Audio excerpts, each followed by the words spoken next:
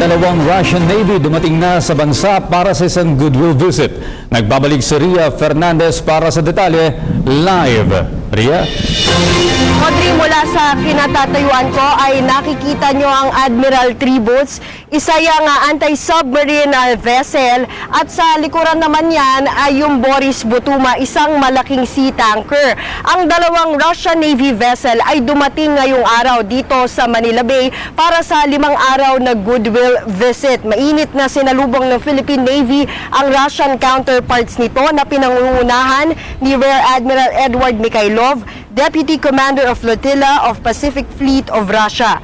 Sa maikling press conference kanina, iginit ni Commodore Francisco Gabudao Jr., Commander ng Philippine Naval Combat Engineering Brigade, na ang pakay ng pagbisita ay para lamang patatagin ang pagkakaibigan ng Philippine at Russian Navy.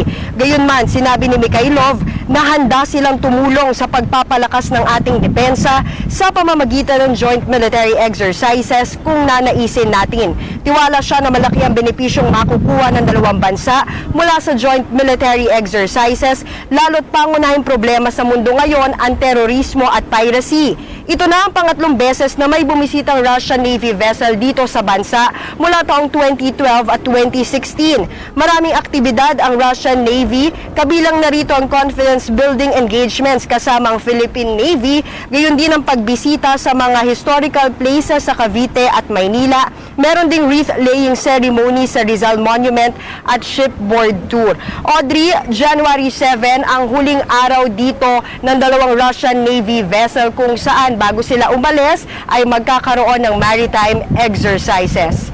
Mula rito sa Maynila, muli ako si Ria Fernandez para sa PTV News. Maraming salamat, Ria Fernandez.